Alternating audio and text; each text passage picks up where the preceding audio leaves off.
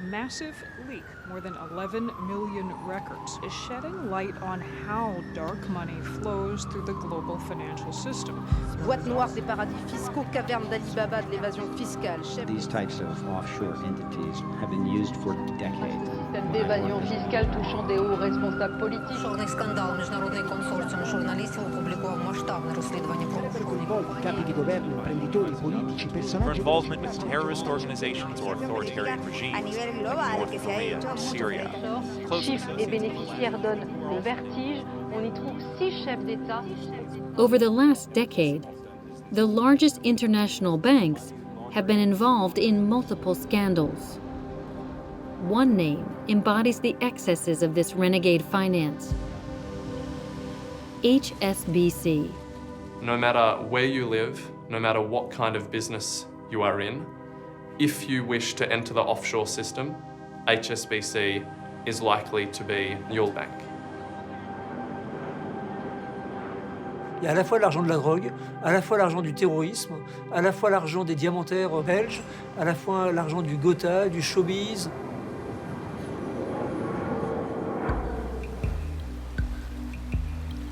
From Geneva to Hong Kong, from New York to Paris, this financial empire has created a unique network to move dirty money around the world.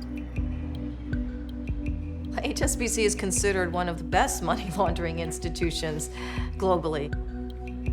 From tax evasion to money laundering for the mafia and manipulation of currency, HSBC has its hands in a variety of illicit activities. Affiliates of drug cartels were literally walking into bank branches with hundreds of thousands, sometimes millions of dollars of US cash. Often pursued, but never condemned. How many billions of dollars do you have to launder for drug lords before somebody says, we're shutting you down? HSBC enjoys unbelievable impunity and continues to earn more profits. Normally, this bank would have been closed down. They would have lost their license to operate. HSBC a été de tous les scandales. Au moment où le cœur de la finance internationale se déplace vers l'Asie, la grande question c'est quel est son prochain coup?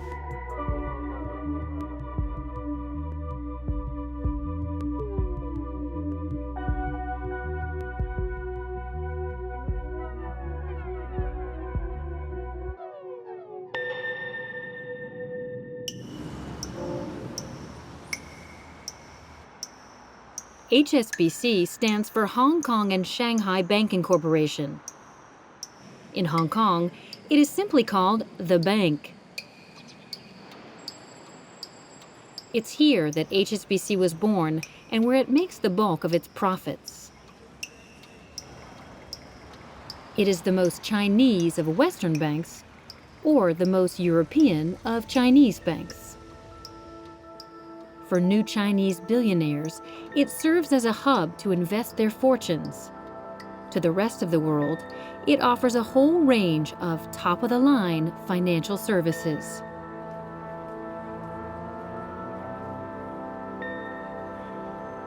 This place is likely to attract a lot of dirty money. This is a highly secretive jurisdiction, but it's also a huge financial entrepreneur. Obviously, with such a large Chinese market and so on, it's a very big offshore financial center. That combination of scale of operation and scale of secrecy makes it one of the world's biggest and, in our opinion, one of the greatest threats to the global financial markets.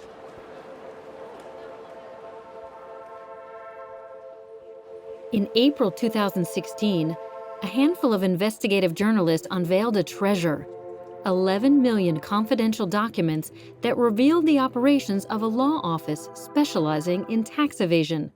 This became the Panama Papers scandal. From this black box of money laundering, two key players emerge: Hong Kong and the bank HSBC. We knew this was a major go-to bank for individuals and for companies who wished to benefit from the secrecy that the offshore system provided.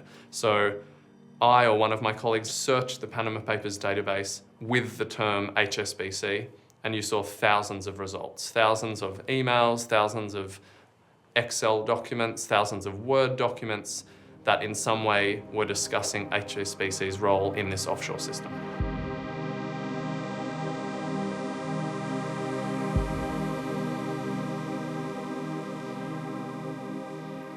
An incredible number of Chinese residents, businessmen and women, and of course many family members associated with leading Communist Party figures who appeared in the Panama Papers and who often used Hong Kong as a conduit to the offshore world.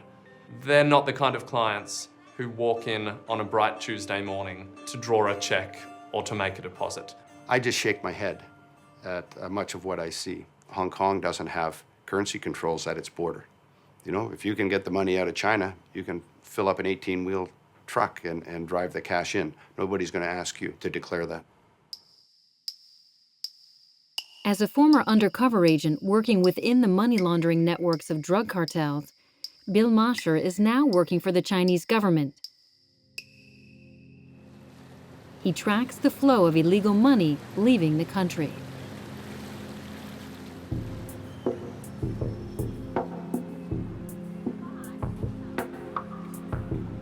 The two largest acts of money laundering that I'm aware of in Hong Kong in the last 8-9 years led to the conviction of a 65-year-old illiterate village woman who laundered in cash about $1 billion US. It's a huge amount for a little old illiterate woman to be coming in all the time, dropping off $30 million in physical cash, and this, that.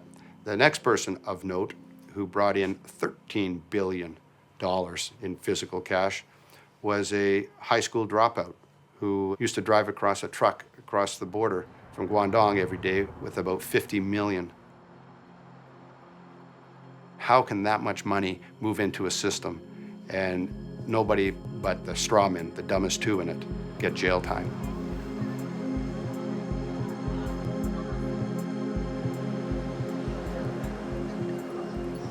I don't have an idea of how much money is going out of China. We don't keep track of the source of the money in Hong Kong, whether it's from China, whether it's from India, from Singapore, from Japan. That has always been the case, and that will continue to be the case.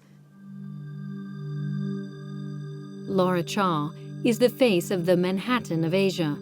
She also embodies the obscurity of this financial center. Close to the Chinese leaders with whom she once worked as a stock market control agent, she now advises the Hong Kong government while serving on the board of HSBC.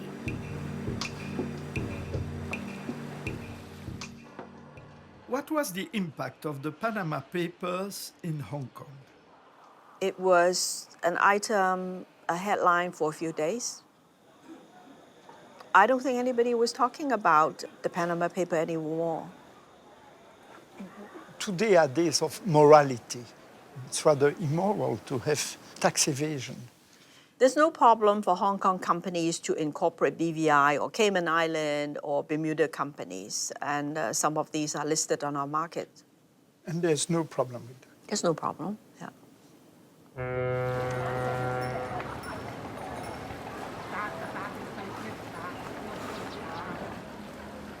In Hong Kong, HSBC is untouchable. The favored bank of the Chinese is protected by the highest authorities. It has always been one of the pillars of local power. The bank and the former colony were born at the same moment more than 150 years ago. At the time, the British Crown dreamt of conquering the Chinese market that was closed to Westerners. The first settlers chose the fishing port in Hong Kong as the base for their commercial offensive.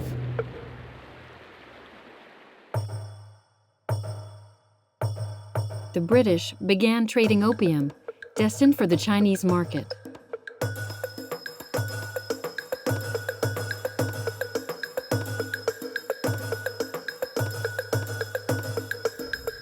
Given the success of the drug, the emperor burns the cargo of the traffickers. London sends in its military fleet and triggers the Opium War. The Chinese capitulate, and the British gain possession of Hong Kong for 99 years.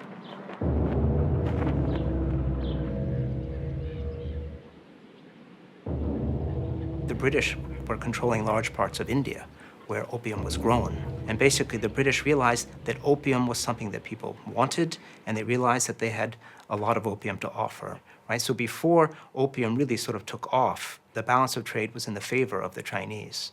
Once opium becomes such a big product, the balance of trade actually goes toward the British side.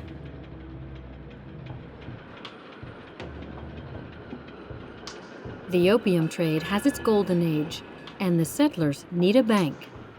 They create HSBC, the Hong Kong and Shanghai Banking Corporation.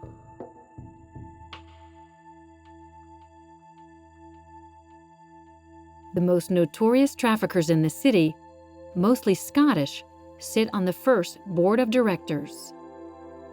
I would say that HSBC was not necessarily created by opium traders, but was created by traders who happened to be involved in opium.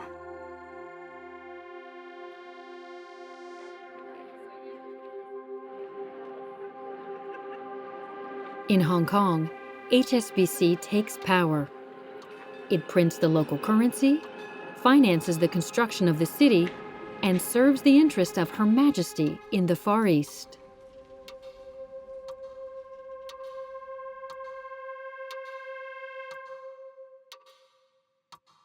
There were 3 or 4 great powers in that quite small place, and one, of course, was the governor, as appointed by the British government, and one was the chairman of the jockey club, which was responsible for the horse racing. But a third great power was always the chairman of HSBC. HSBC were always right there at the top, yes.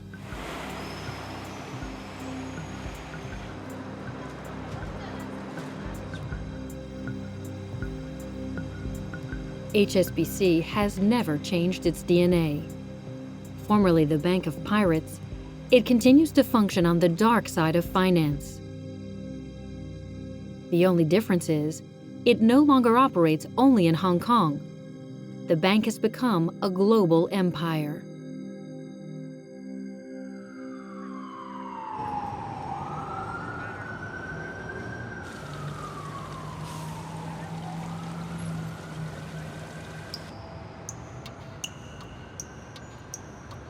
HSBC nearly shut down.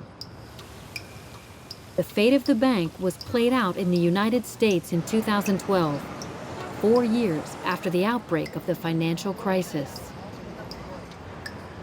We are here today to announce the filing of criminal charges against HSBC Bank for its sustained and systemic failure to guard against the corruption of our financial system by drug traffickers and other criminals, and for evading U.S. sanctions law.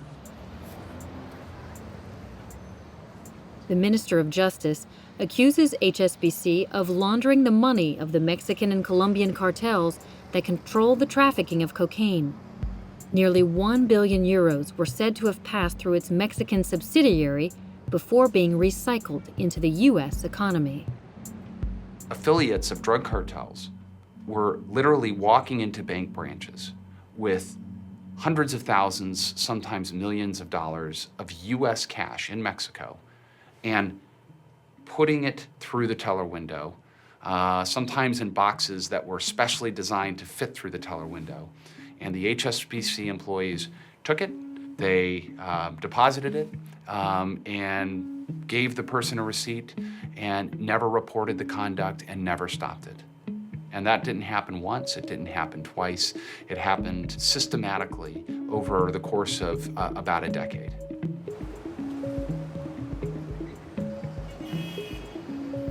There was one occasion, an individual walks into the bank with maybe $3 or $4 million, and bank employees spent one full day counting it. So that's just a few million. Imagine that multiplied by several hundredfold. And that's what 881 million represents.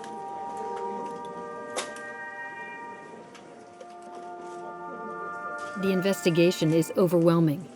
Not only have bank employees worked hand in hand with criminal organizations responsible for thousands of murders, but their managers ignored all of the warning signs. Bank had been warned repeatedly and consistently by US authorities and by Mexican authorities. They also were told that they had recordings from drug lords that said that HSBC was the place to launder money. Well, London knew everything, and they just didn't care.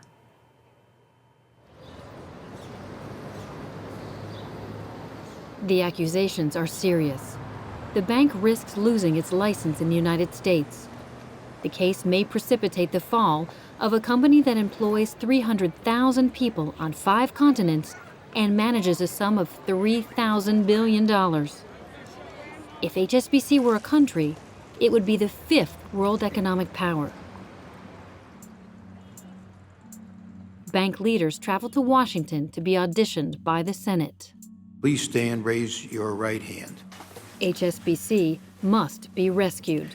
Do you swear that the testimony that you're about to give will be the truth, the whole truth, and nothing but the truth, so help you God? I do. I recognize that there have been some significant areas of failure. I have said before, and I will say again, despite the best efforts and intentions of many dedicated professionals, HSBC has fallen short of our own expectations and the expectations of our regulators. And they come up before these hearings, and they're very contrite, and they sort of try to deflect responsibility, and then the Senate asks more questions, and they're more contrite, and they deflect more responsibility, and then the thing's over, and they talk to the media for a minute, and then it sort of blows over, and then a settlement either happens or it doesn't. The group has always had as a core element of its compliance policy a focus on both the letter and the spirit of laws and regulations, not just what is permissible, but what is prudent and responsible.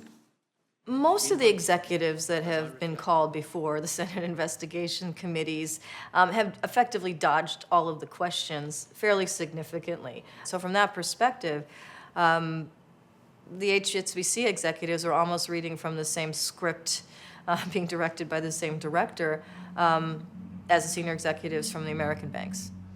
The Obama administration is divided. The Department of Justice wants to set an example, while the Treasury Department advocates an amicable settlement. HSBC involves the rising star of British politics, the Chancellor of the Exchequer, George Osborne. He writes a letter to his counterpart, Timothy Geithner, and to the Chairman of the Federal Reserve, Ben Bernanke, in which he defends the HSBC cause. Dear Ben, questions about HSBC's continued ability to clear U.S. dollar would risk destabilizing the bank globally, with serious implications for financial and economic stability, particularly in Europe and Asia. I am copying this letter to Treasury Secretary Geithner, with whom I have also discussed this issue. Best wishes, George Osborne. Finance Minister George Osborne put enormous political pressure on the US government. George Osborne saw this as a key part of protecting the City of London. Normally, this bank would have been closed down. They would have lost their license to operate in the United States. 2 months later, the U.S. government yields to pressure from George Osborne and the business community. HSBC escapes trial. Its leaders are spared, and the high officials of the Department of Justice keep a low profile. Look, our goal here is not to bring HSBC down. It's not to cause a systemic effect on the economy. It's not for people to lose thousands of jobs. It's to... Are they too big to prosecute? I wouldn't say it's too big to prosecute. I'm not going to say that. The bank is eventually fined 2 billion euros, the equivalent of 1 month's profits. For an average person who hears the number, the fine is extraordinary. For the bank that is global in reach, that is making a huge amount of money, the fine is a kind of parking ticket. At the end of the day, the fine is not paid by the officers and directors of the company. The fine is paid by the shareholders. So in effect, it's a parking ticket given to the wrong people. Did I feel cheated by paying the huge fines that, no, I felt angry at the regulators. I think, yes, because the amount was obscene. Come on, Alan. This is not the regulator being harsh. This is banker doing things which are abominable. Listen, when you're dealing in Mexico, for argument's sake, yes, there is a lot of drug money, and it was just part of banking, and money just got transferred around all over the world, I think everyone realizes they just maybe were naive.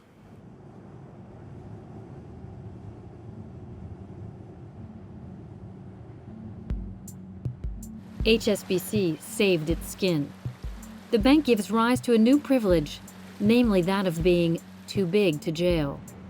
That is to say, above the law. But the refusal to send bankers to jail triggers the anger of the public. The Department of Treasury officials are put under fire.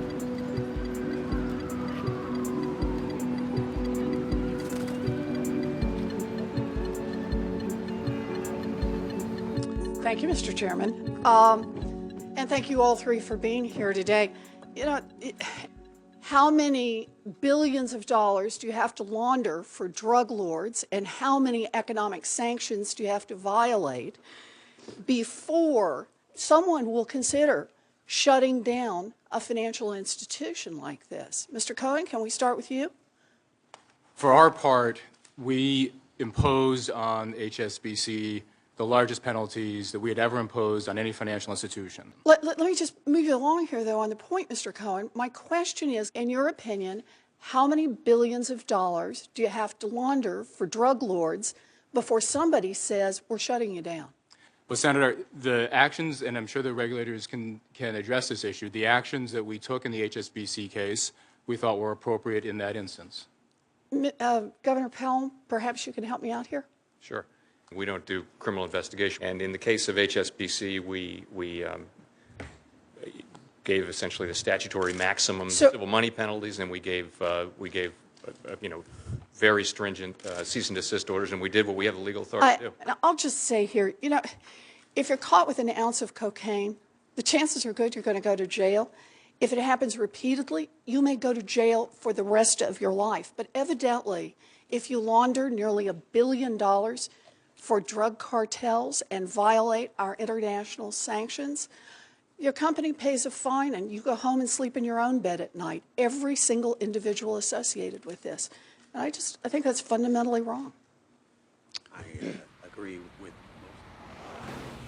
The Banksters, the gangster bankers, made the world's leading economic power fold, all in the name of so-called international financial stability.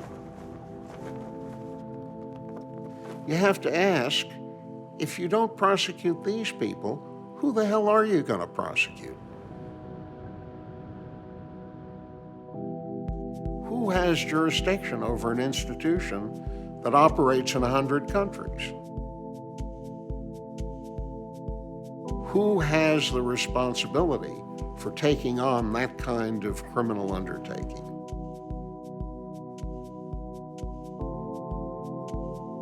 HSBC is already more than a bank. It has grown in magnitude and is now as powerful as some states. This is the culmination of a strategy launched 20 years ago.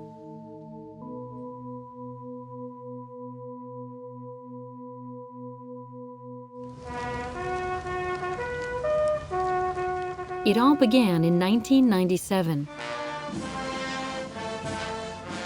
Great Britain officially hands over Hong Kong to the People's Republic of China. This marks the end of the British Empire in the Far East after a century and a half of domination.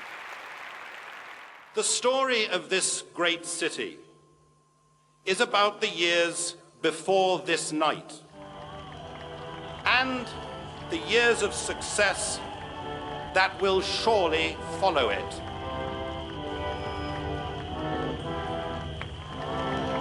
The bank has to choose: move with the crown or stay and be in the grip of China.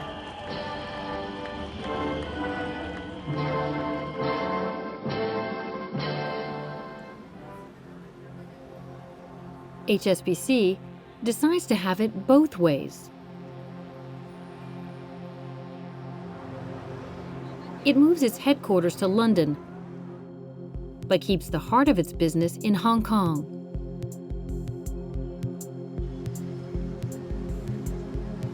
China has just opened its borders and promises to be a fabulous market. The priority is to flatter the new masters of Beijing. They described their brief as to create the best bank building in the world. The building was a statement of confidence. It was about stability, it was about permanence, it was a gesture of confidence in a future beyond the transition of a colony into part of China. It was also making a statement about ambition. HSBC at that time was a local bank, and they have become one of the global players. The full extent of that we were only to realize later. A pioneer of globalization, HSBC intends to spread its Chinese DNA. In the early 2000s, it is the first foreign bank to establish itself in China. Its president, Stephen Green, serves as an ambassador of capitalism to the leaders of the Communist Party.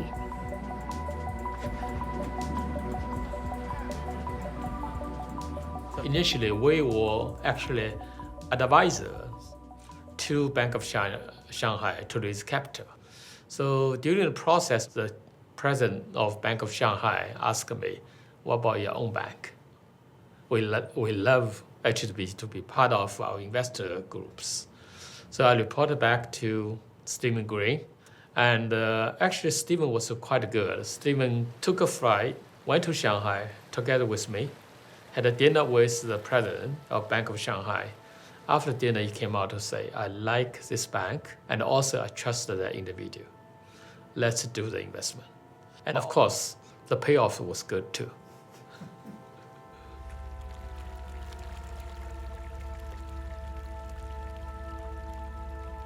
HSBC triples its investment and pockets nearly 300 million euros.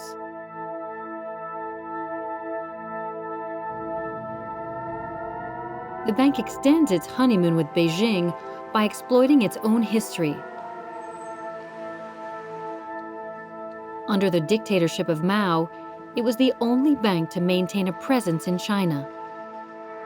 When the giant woke up, HSBC was already firmly in place. It was a terrific message that HSBC were able to give, to say we were always there, we never left. And it's always tried hard to compare itself with the American banks. And it takes flying. These American banks, they come and they go. We British, we stick around and stay. It's the Chinese philosophy, isn't it? Think long.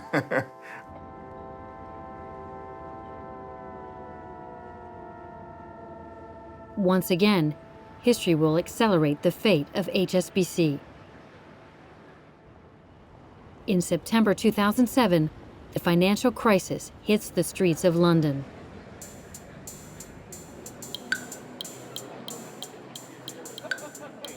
That I want to close this account. totally cynical attitude to your customers. Panic seizes the clients of Northern Rock and threatens to spread to other banks. The British government proposes lending them money as an emergency response. HSBC snubs the meeting and refuses any public assistance. Being bailed out by the government, being given capital by the government, means that the government has influence on you. And HSBC wanted to be able to say, you don't have this influence on us. We are independent. We're fine. We can recapitalize ourselves. And if you try to force us, as one interlocutor told me, if you try to force us to take your money, we will take you to court and sue. You could ask, well, isn't this really arrogant? It is arrogant, but it is also the ability of the bank to signal to a government, we're a global bank, you're a single government, and so think about the relative power between us.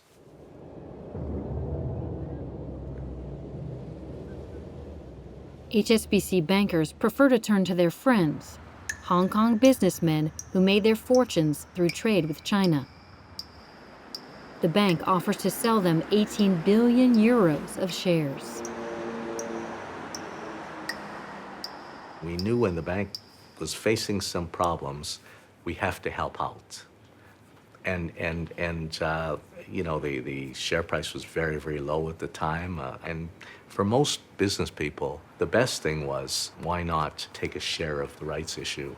And those people that did very, very well. Did you make a lot of money on that deal? Did I make a lot of money on that deal?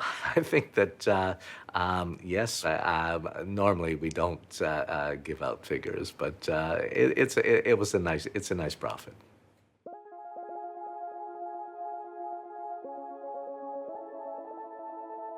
Since that transaction, the price of each share has tripled.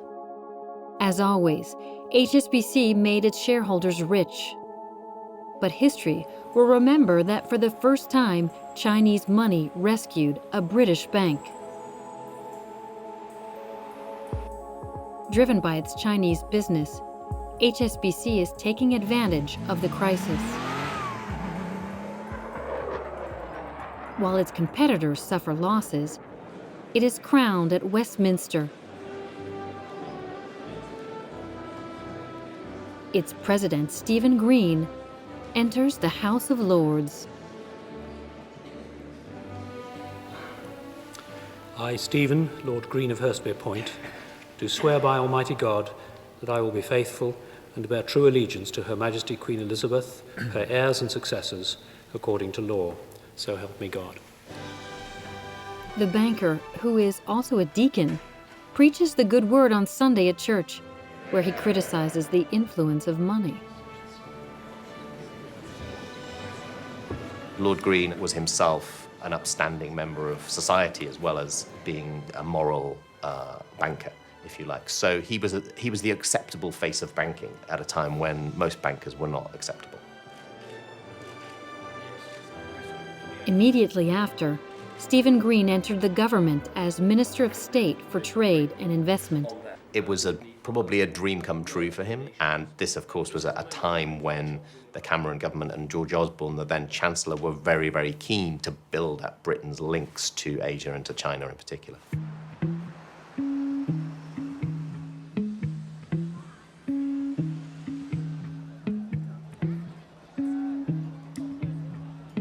The promotion of Stephen Green is the doing of the pro-Chinese lobby, led by the Chancellor, George Osborne. The one who saved HSBC from the American justice system. An informal pact unites the two actors. Stephen Green opens the doors of the Chinese market to British companies. And in exchange, George Osborne is committed to defending the interests of the bank and of its former president, all over the world. Protected by London, blessed by Beijing, HSBC serves as a go-between for the two capitals. Who would dare attack it?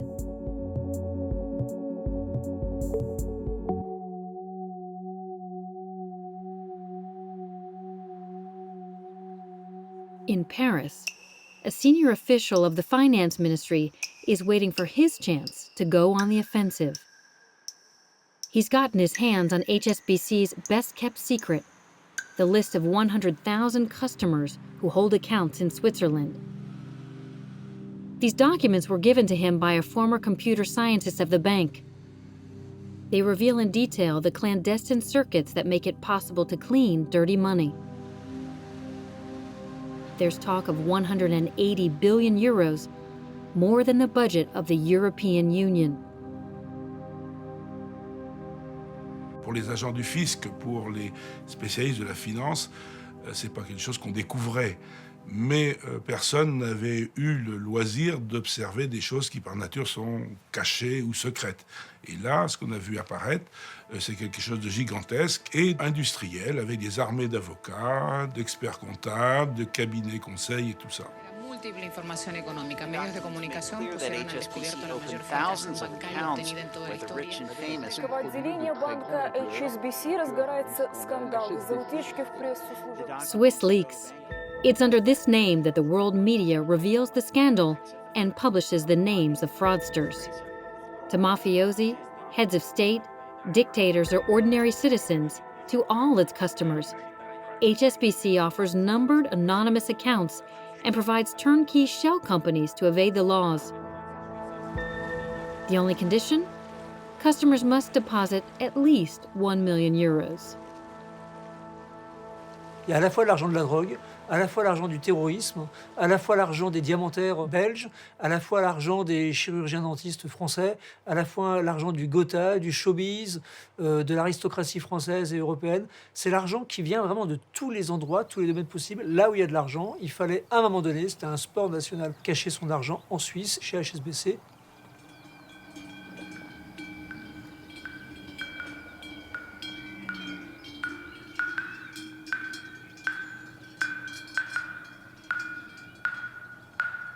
On proposait aux gens qui, pour une raison ou une autre, voulaient garder un profil bas, on leur proposait de s'acheter une société offshore, Panama, BVI, Cayman, n'importe quoi.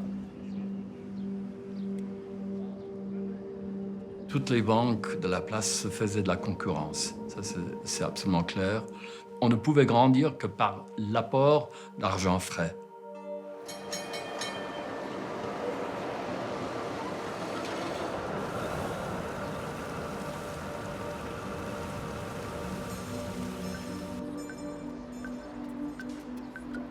HSBC laundering is methodically organized. Clandestine operations are the subject of internal reports archived in the bank's Swiss safes. This customer forbids us to contact him in Belgium. It is always he who calls us. He comes under the name of a footballer, Zidane or Cruyff, for example, who wants to know the price of caviar. That is, the total amount of his assets.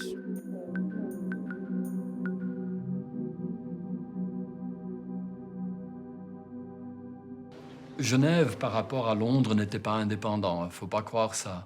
C'est clair qu'il y avait un énorme travail de coordination et de direction qui venait de Londres, puisque nous avions des membres de la maison mère au conseil de la Banque suisse. Donc Londres était informé de ce qui se passait à Genève.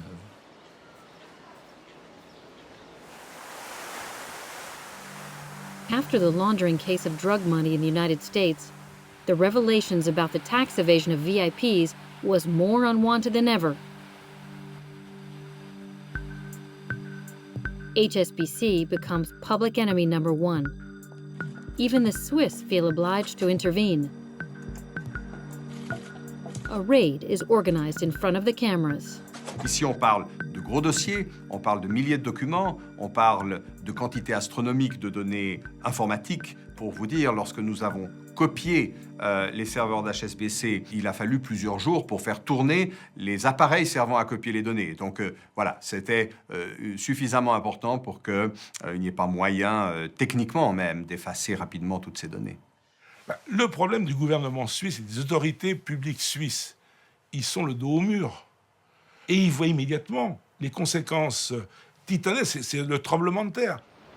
Eux, ils partent du principe depuis un siècle qu'ils donnent tous les éléments pour que la finance internationale vienne en Suisse, elle y trouve un nid douillet où ils pourront faire leur business sans être embêtés.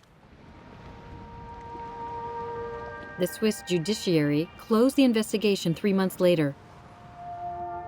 In exchange for its commitment to purge unwanted customers, HSBC is fined 40 million euros. After the fine imposed by the Americans, the Swiss settled for chump change.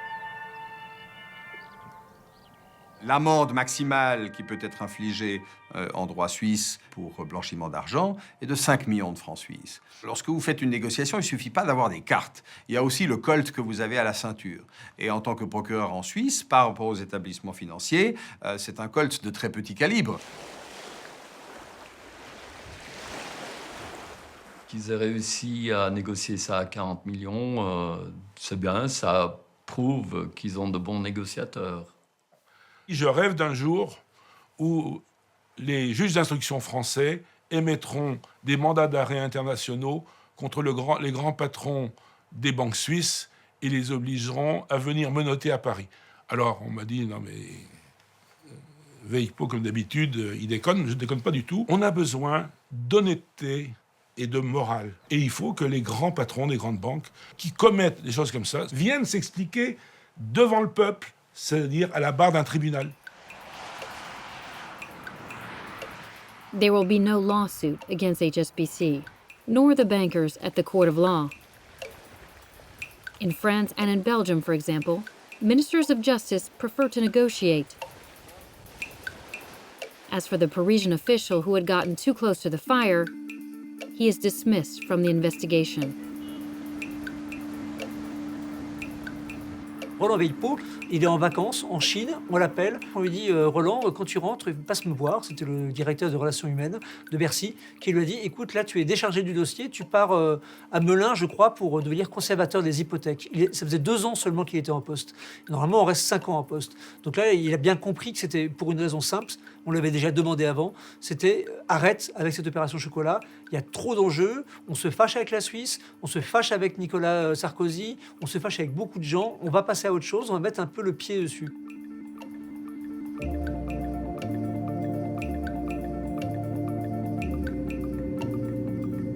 HSBC was saved once again.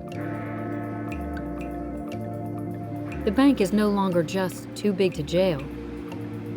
Its influence goes beyond the financial sphere and guarantees it complete impunity. The only concession? The former president, Stephen Green, disappears from the picture. Lord Green had presided over HSBC when they had acquired the Swiss branch. He knew all that. And what was particularly awful about Lord Green was, of course, that he had been appointed by David Cameron to be a trade minister. I thought this was absolutely shocking, and I thought he should come and give an account of himself to my committee. But this is one of the few times when politics trumped. The matter is political. Stephen Green, the former Secretary of State, can bring down David Cameron's government.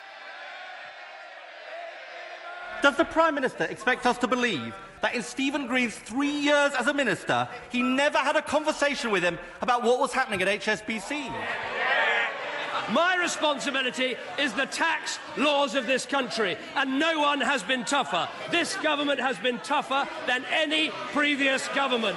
That's why they're desperate. That's why they're losing. Mr. Connor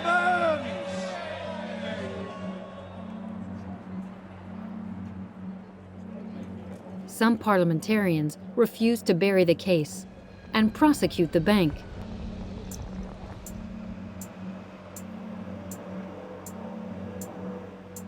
But no investigation will be launched, neither by the tax authorities nor by the British courts.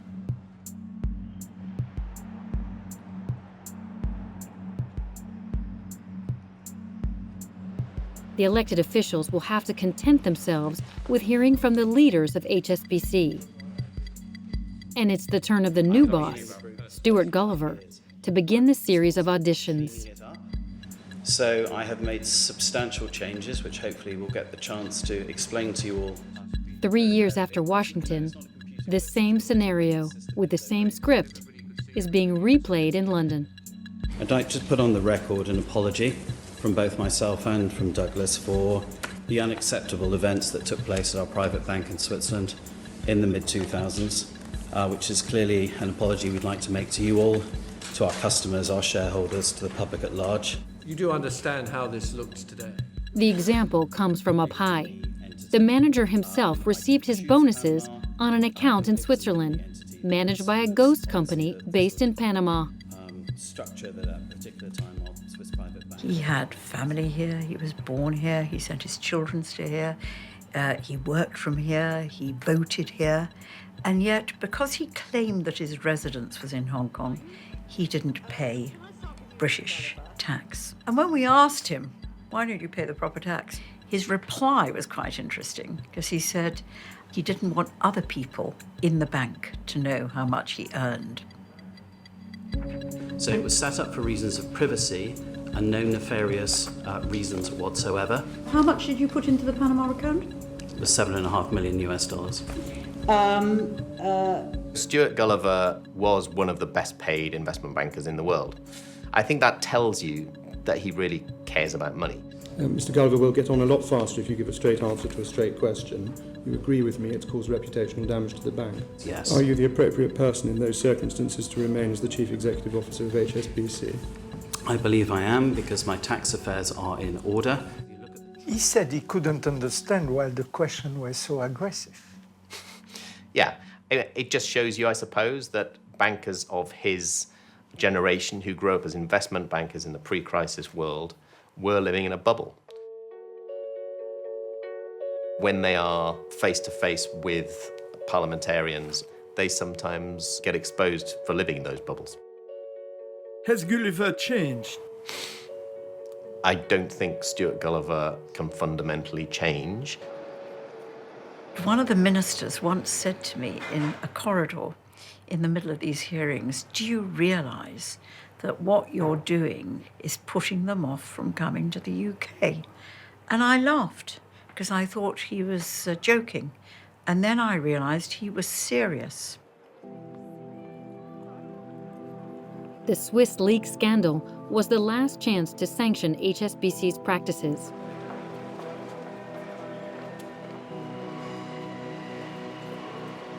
The authorities preferred to delegate to the bank the power to control itself.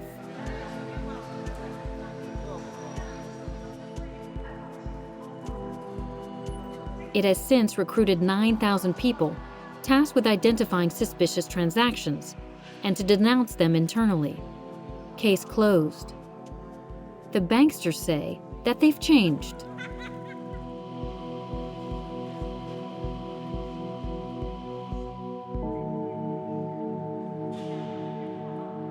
So I've been involved in financial market regulation for decades. I've heard this, that was in the past, that was 10 years ago. Now, 10 years ago, I heard HSBC saying that was in the past.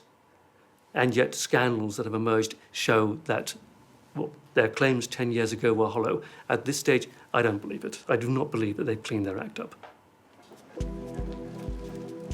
People talk about it as being a massive oil tanker. You can't change direction very easily.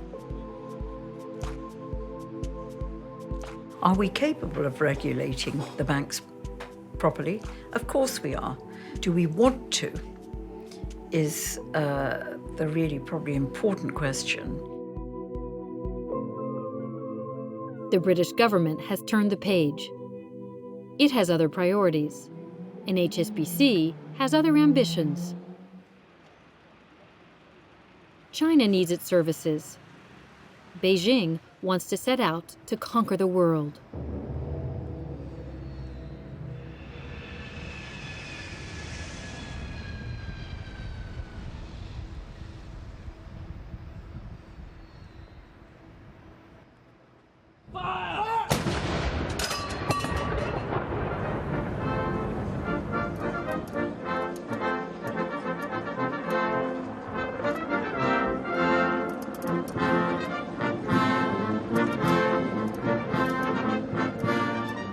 At the end of 2015, the Chinese President Xi Jinping arrives in London.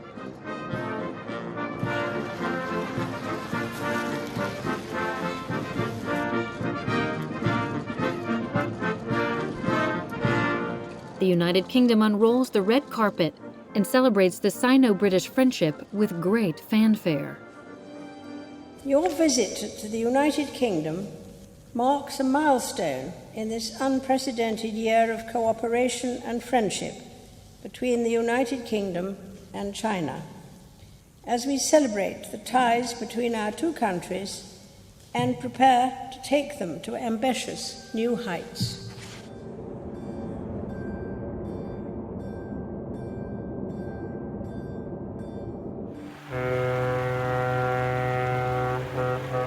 The century of China has begun, and HSBC changes masters. The former bank of the traders of opium, formerly in the service of Her Majesty, now operates under China. It must help the communist regime realize its dream, to become in turn a giant of the financial world. La Chine a les moyens de ses ambitions. C'est le banquier du monde. Elle dispose des plus grandes réserves en devises, que ce soit en dollars, en euros, en yens, en francs suisses, mais ce sont les monnaies des autres, elle ne les contrôle pas. Et c'est pourquoi elle entend imposer sa propre monnaie, qui est le yuan, dans la cour des grands. Elle a 20 ans devant elle pour arriver à cet objectif. What they really want is a world in which the dollar isn't so dominant. And so in that sense, London can play, as it is doing, an important role in the trading of Chinese currency, the RMB, and a big role for Chinese involvement in international finance.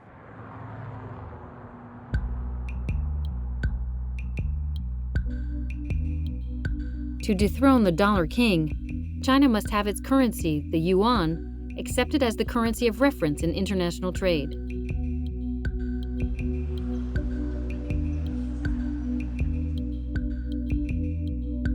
Beijing lags behind others. Its currency of the people is virtually unknown in the markets.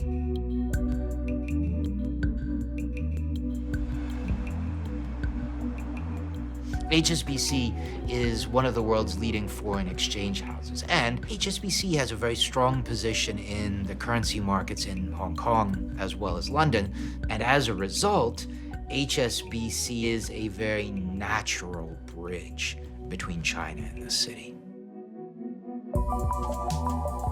HSBC is the first foreign bank to convert the Chinese currency. The great works of the Silk Road, financed in yuan, HSBC is making its next move to become the pipeline of Chinese capital invested in London. 40 years after the oil dollars of the Gulf, it's the billions coming from Beijing that make the city's mouth water. And it's the finance minister, George Osborne, HSBC's best friend, who is still wielding the controls. More trade and more investment with China means more business and more jobs for Britain. The minister has especially relaxed the regulations to accommodate Chinese capital. It is the last stage of a high-risk policy that opens the doors of international markets to a financial world led by Beijing. La finance chinoise est totalement différente de la finance occidentale que nous connaissons. D'abord, elle n'est pas soumise aux mêmes impératifs de transparence et aux exigences de réglementation. Ensuite, elle est à la solde du Parti communiste chinois dont elle sert les intérêts politiques. Et enfin, parallèlement à cette finance chinoise officielle dont on ne connaît rien, il existe une finance parallèle totalement opaque, totalement informelle, sans trace, qui est constituée d'une nébuleuse de dettes et de prêts c'est la finance de l'ombre qui constitue un péril potentiel pour l'économie occidentale.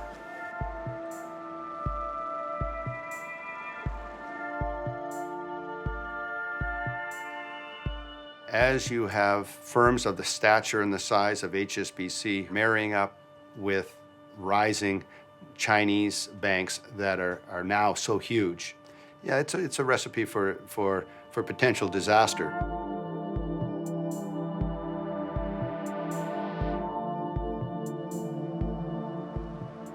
Ten years after the crisis, financial stability is an illusion.